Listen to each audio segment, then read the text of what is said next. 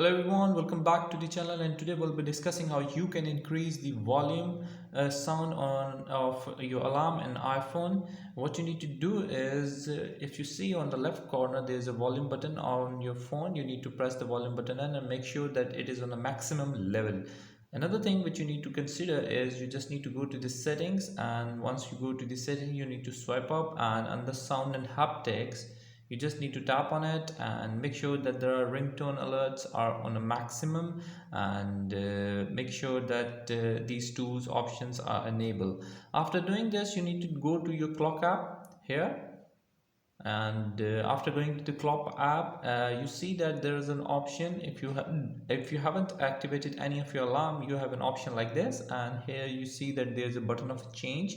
If you tap on it, there's an alarm options.